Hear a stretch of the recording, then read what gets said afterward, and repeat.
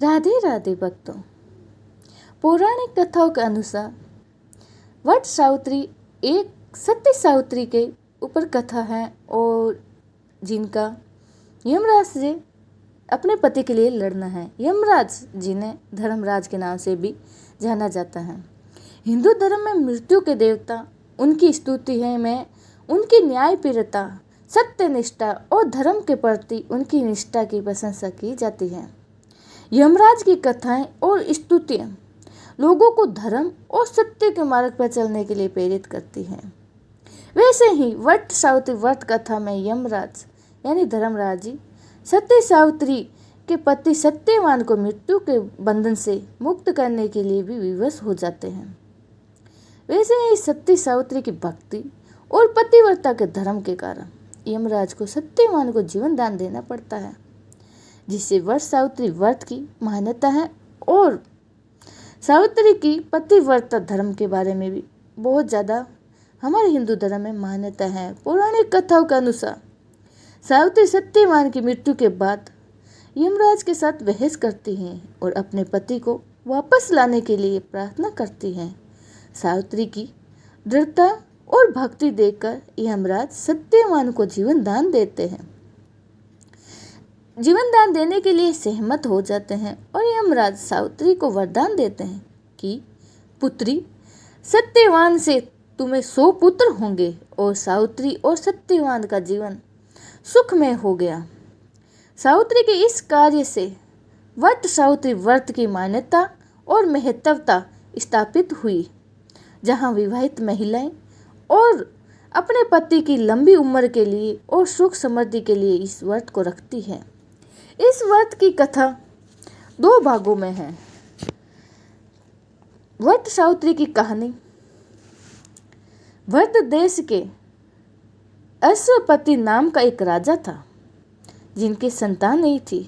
उसने बड़े बड़े पंडितों को बुला कर कहा, मेरी कोई संतान नहीं है, इसीलिए तुम ऐसा कोई उपाय करो जिससे मेरी संतान हो जाए।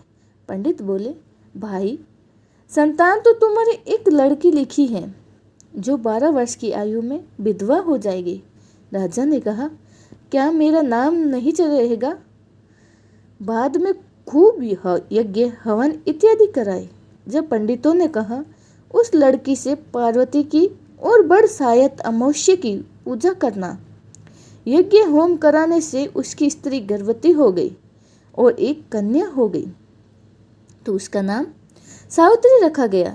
तब पंडितों ने उसकी जन्म पत्रिका देखकर कहा कि जिस दिन यह कन्या 12 वर्ष की होगी उस दिन इसका विधवा होने का योग है, इसीलिए उसे पार्वती जी और बड़ सायत अमावस्या की पूजा करनी चाहिए। जब सावित्री बड़ी हुई तो उसका विवाह सत्यवान के साथ कर दिया गया। सावित्री के सास ससुर अंधे थे, जिनकी वह बहुत सेवा करती थी, और सत्यवान जंगल से लकड़ी तोड़कर लाया करता था। तथा सावित्री को मालूम था कि जिस दिन वह 12 वर्ष की होगी उस दिन मेरे पति की मृत्यु हो जाएगी। जिस दिन वह 12 वर्ष की हुई उस दिन वह अपने पति से हाथ जोड़ के बोलने लगी, स्वामी, आज मैं आपके साथ चलूंगी।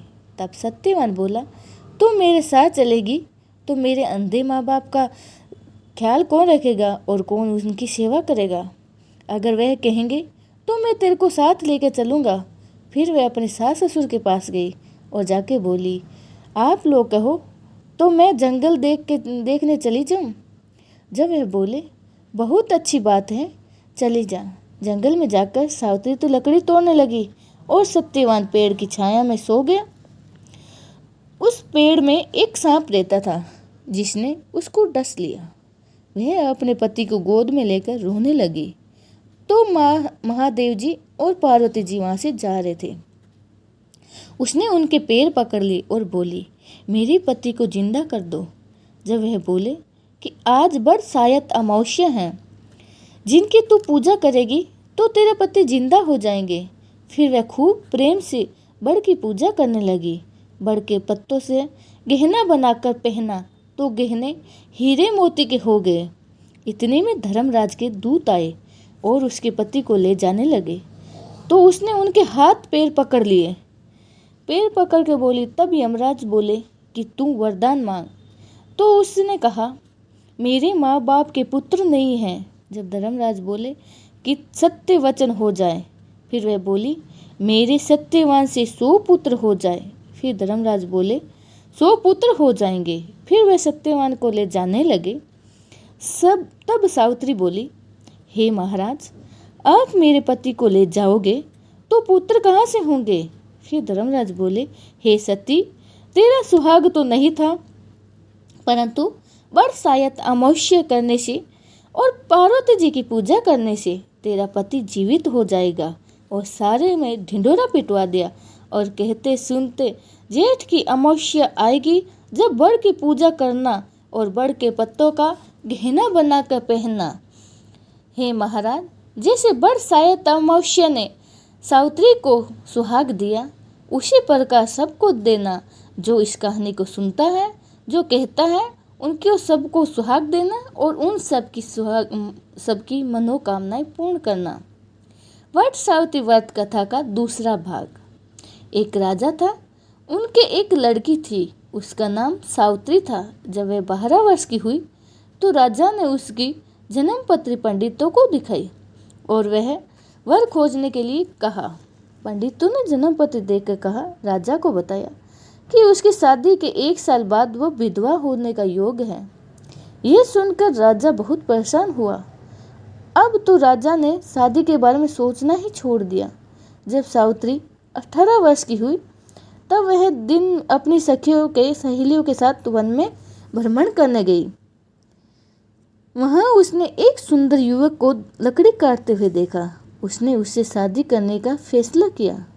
सत्यवान के पिता एक राजा थे, किंतु उनका राज्य दुश्मनों ने छीन लिया और अब वे जंगल में झोंपड़ी बनाकर रह रहे थे।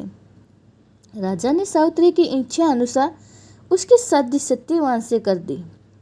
सावित्री अपने अंधे सास ससुर की बहुत सेवा करती थी। वह बचपन से ही शिव जी की पूजा किया करती थी। इससे अपने भविष्य के बारे में मालूम था। शादी के बाद अपना बचा हुआ समय वह शिव जी के ओम नमः शिवाय का जाप करने में बिताने लगी और आने वाले संकट से बचने की प्रार्थना करने लगी। शिव जी ने सपन में आकर उससे कहा, सावित्री, वट वृक्ष की पूजा करने के लिए कहा। सावित्री ने बड़ की पूजा भी आरंभ कर दी। जब शादी को 1 साल पूरा हो गया, पूरा होने में 3 दिन शेष रहे, तब उसने खाना पीना भी छोड़ दिया। जेठ की अमावस्या का सत्यवान जब लकड़ी काटने के लिए जंगल में जाने लगा, तब उसने हट कर लिया और सावित्री बोली, मैं भी आपके साथ लकड़ी काटने चलूंगी। सत्यवान के सिर में दर्द होने लगा। सत्यवान लकड़ी काटने लगा तो उसके सिर में अचानक से दर्द होने लगा। सावित्री ने उसे अपनी गोद में लिया और वह कुछ देर आराम कर लेवे। वह सावित्री की गोद में सिर रखकर सो गया। जब यमराज सत्यवान की आत्मा को लेने आए, तब व्रत के प्रभाव से उसे वे दिखाई देने लगे। वह उनके पीछे पीछे चल पड़ी। यमराज ने कहा, वह उनके पीछे न आवे, उन्होंने अपना काम करने देवे। किंतु वह नहीं माने, पीछे पीछे चलती रही।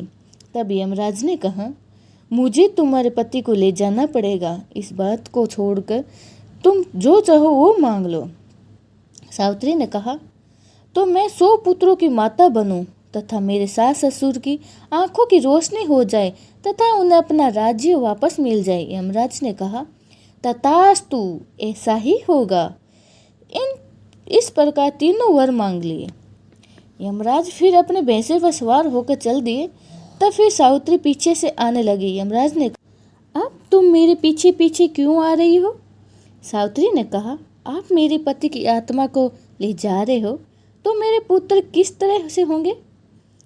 अब यमराज को ध्यान आया कि वह क्या वरदान दे बैठे। लाचार होकर उन्होंने सत्यवान की आत्मा को मुक्त कर दिया। सत्यवान उठकर बैठा हुआ।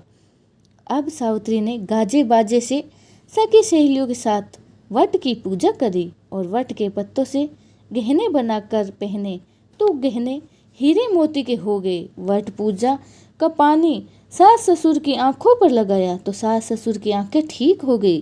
फिर राज्य भी वापस मिल गया। तभी से वट वृक्ष की पूजा जानने लगे हे बड़ देवता, जैसे सावित्री को सुहाग दिया, वैसे अन्न धन दिया, वैसे सबको देना।